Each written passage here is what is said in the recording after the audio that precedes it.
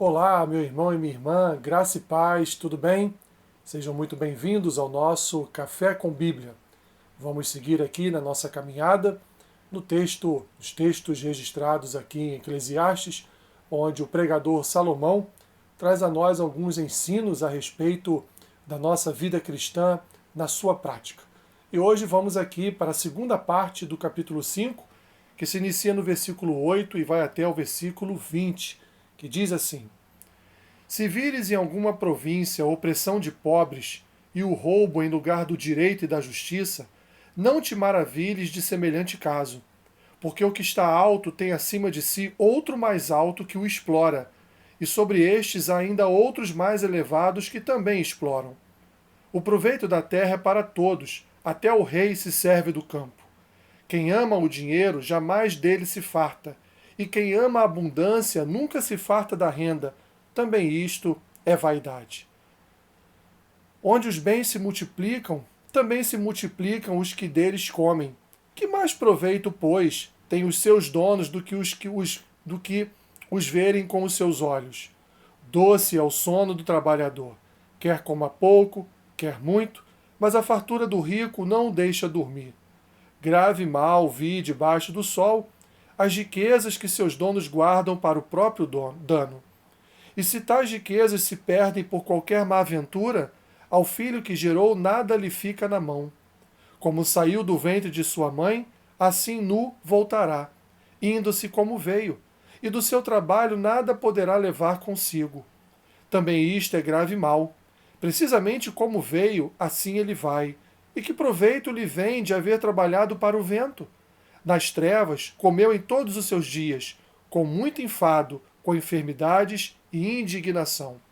Eis o que eu vi: boa e bela coisa é comer e beber, e gozar cada um do bem de todo o seu trabalho, com que se afadigou debaixo do sol durante os poucos dias da vida que Deus lhe deu, porque esta é a sua porção. Quanto ao homem a quem Deus conferiu riquezas e bens, e lhe deu poder para deles comer e receber a sua porção e gozar do seu trabalho, isto é dom de Deus. Porque não se lembrará muito dos dias da sua vida, porquanto Deus lhe enche o coração de alegria. Muita coisa, né, meus irmãos? Mas quero aqui iniciar, em primeiro lugar, pelo que ele iniciou. Quando ele fala a respeito da vaidade das riquezas, Salomão já começa a falar das injustiças sociais ocorridas no mundo. E por quê, meus irmãos? Porque o homem é mau, porque o homem é caído, porque o homem ele corre desesperadamente para realizar, fazer aquilo que é mal. Portanto, o homem explora o próprio homem. Ele vai dizer: acima de um há outro mais alto, e acima desse mais alto há outro mais alto ainda. Então há uma superexploração do homem para com o homem. E assim, cada dia que passa, alguns ficam mais pobres, outros ficam mais ricos, e assim a gente vai vendo a multiplicação da injustiça, a multiplicação da falta do exercício do direito das pessoas, assim a gente vai vendo toda a maldade se multiplicando.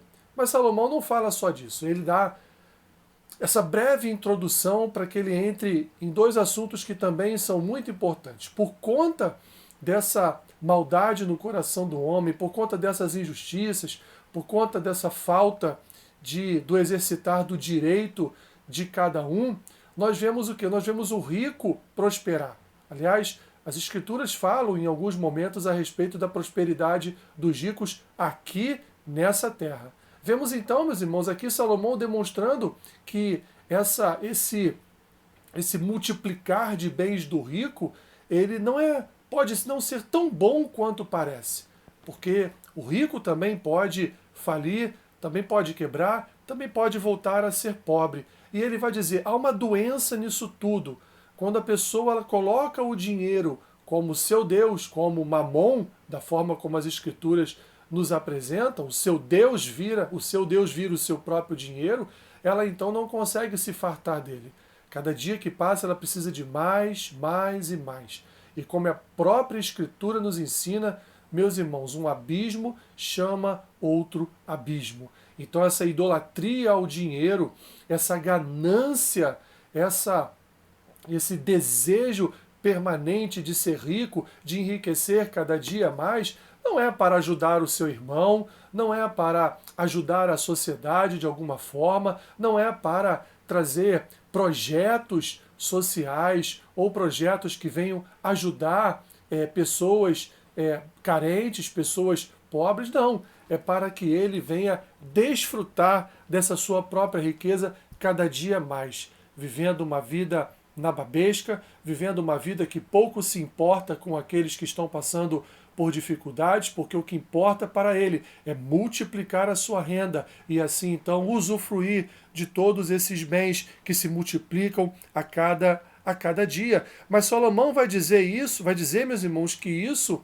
é um dano à saúde, porque ele vai dizer que com isso esse homem ele teve muito enfado, ele teve enfermidades e passou por muitos momentos de indignação em relação à sua vida. Mas ele vai dizer também que quando esse dinheiro acaba, quando ele usufrui de todos os seus bens de forma inconsequente, ele acaba não deixando herança para os seus herdeiros. E aí Salomão vai dizer, olha, seus herdeiros vieram nus e voltarão para debaixo da terra nus, porque não tem absolutamente nada com que se alegrar nessa vida, porque não possui mais bens, tendo em vista que tudo foi dilapidado, tudo foi destruído, tudo foi consumido pela ganância. E Salomão, então, vai fechar essa parte do seu escrito dizendo, olha, é muito bom o trabalhador gozar do seu trabalho, seja no muito ou seja no pouco, é bom o trabalhador olhar para o fruto do seu trabalho e ver que isso é um dom de Deus.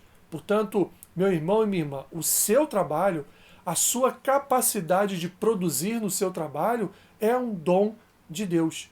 Portanto, no seu trabalho, que você possa reverberar a glória de Deus. No seu trabalho, que você possa ser um exemplo de fé, um exemplo, meu irmão, minha irmã, de um cristão autêntico. Que no seu trabalho você seja luz, que no seu trabalho você seja sal, que no seu trabalho você seja, portanto, representante de Cristo e que você venha exalar o bom perfume do Evangelho do nosso Senhor e Salvador Jesus Cristo.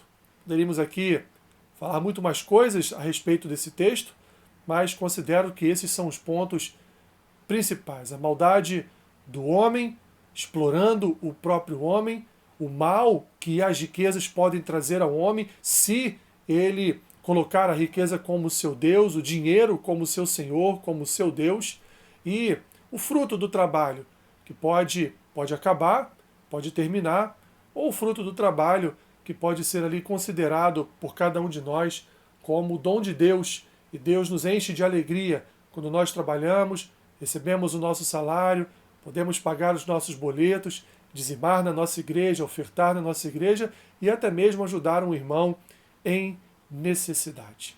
Assim, meu irmão e minha irmã, terminamos o capítulo 5 do livro de Eclesiastes.